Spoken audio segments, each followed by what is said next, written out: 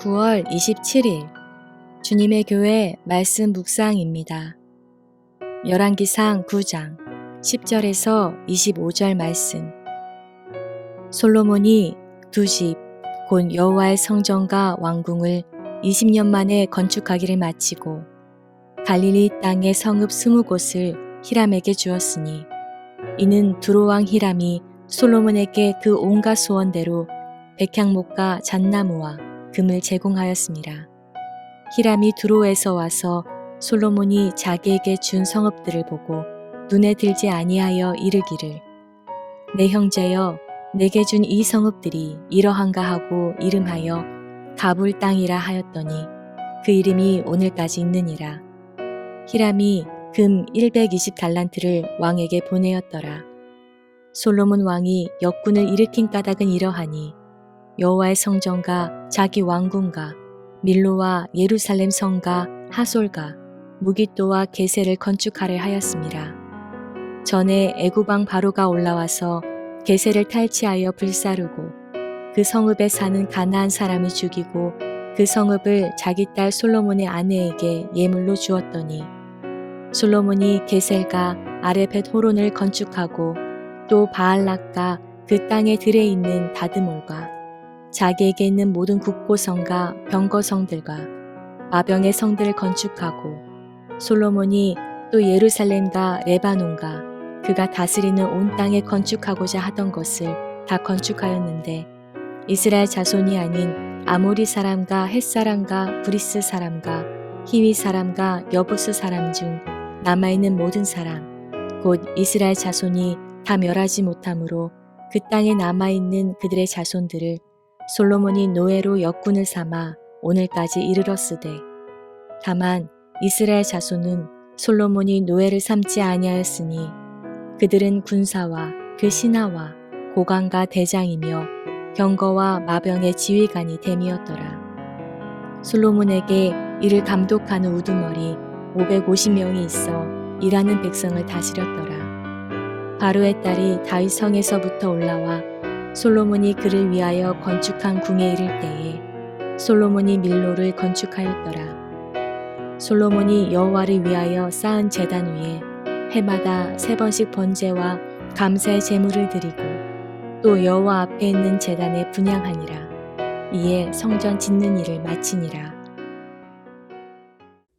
샬롬, 오늘도 말씀과 함께 동행하는 귀한 성도님들을 주님의 이름으로 축복합니다. 말씀이 우리의 힘이며 우리의 능력임을 믿습니다. 오늘도 말씀을 통해 하나님께 가까이 나아가는 복을 가득 누리게 되시기를 소망합니다. 오늘 말씀은 솔로몬이 그의 치세 동안 건축한 성읍들과 건축자재 구입을 위해 두로왕 히람과 교역한 것에 대한 내용이 나옵니다. 솔로몬이 두 집 곧 여호와의 성전과 왕국을 20년 만에 건축하기를 마쳤습니다. 이 건축하는 동안 히람이 솔로몬에게 백향목과 잣나무와 금을 제공하였기에 이제 이 솔로몬은 갈릴리 땅의 성읍 20곳을 히람에게 주었습니다. 그런데 문제는 히람이 받은 이 성읍들을 히람이 마음에 들어하지 않았다라는 것입니다. 12절 말씀을 보면 히람이 두로에서 와서 솔로몬이 자기에게 준 성읍들을 보고 눈에 들지 아니하여 마음에 들지 않았다라는 거죠.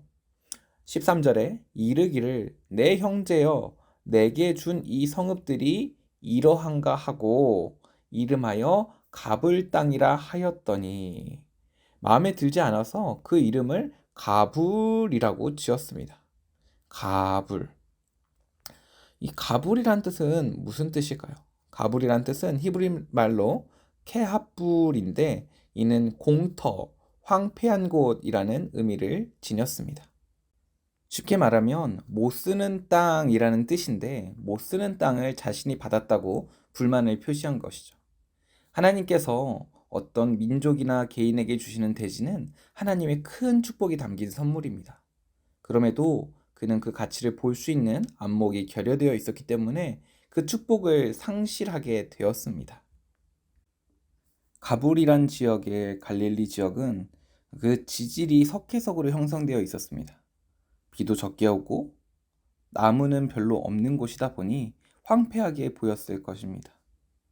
그가 무역하는 레바논 지역은 백향목이 우거지고 화려했기 때문에 그것에 비해 갈릴리 산지는 보잘것없이 보이는 것이 어쩌면 당연할지도 모르겠습니다.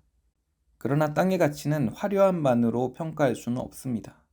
갈릴리 지역은 팔레스타인 지역 중에서 가장 비옥한 자원과 환경을 지닌 곳으로 소문이 나 있었습니다.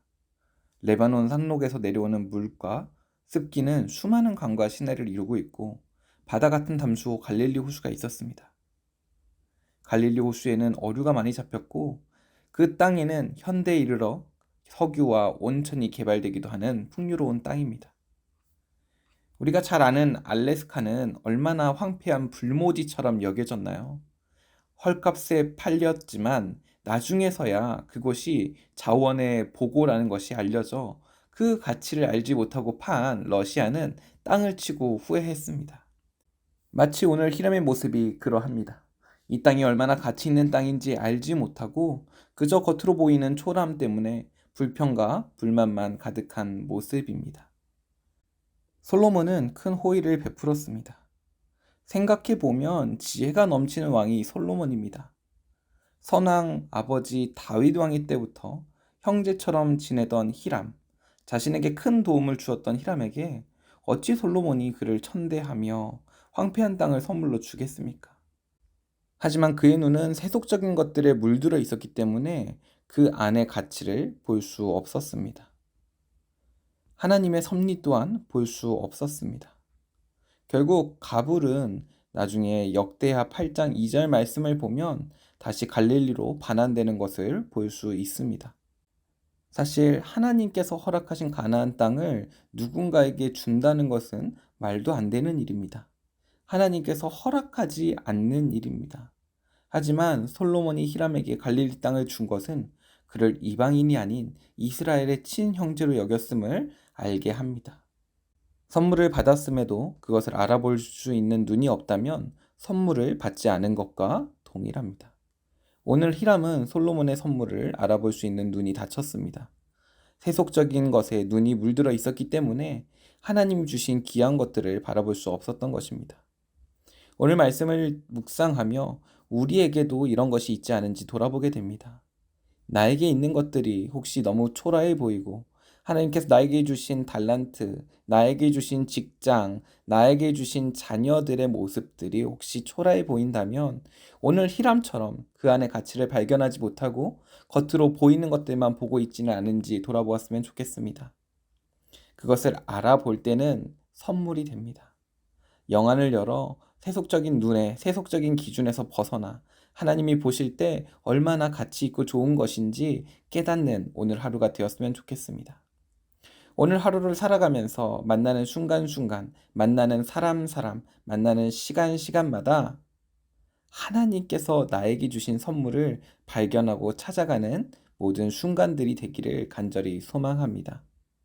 알래스카를 기억했으면 좋겠습니다. 불모지로 여겨 헐값에 팔렸지만 그 가치는 지금 그 누구도 무시할 수 없습니다.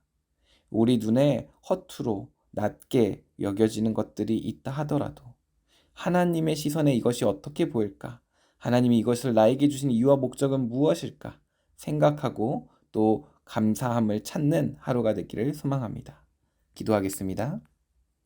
좋으신 하나님, 오늘 하루도 하나님께서 우리에게 주신 은혜들을 찾고 발견하기 원합니다. 내가 볼 때에는 부족해 보이고 때로는 불만이 나오고 때로는 비교가 되어 부끄러워하는 것들이 있다 하더라도 그것이 하나님께서 나에게 허락하신 것이라면 그 이유와 목적이 있음을 깨닫게 하여 주시옵소서. 하나님께서 이미 주신 선물을 발견하지 못해 계속 달라고만 간구하는 자가 아니라 이미 주신 선물을 열고 그것들을 누리는 우리가 되게 하여 주시옵소서. 감사드리며 예수님의 이름으로 기도합니다. 아멘. 오늘 주신 말씀을 붙들고 가정을 위하여 기도의 자리로 함께 나아가겠습니다.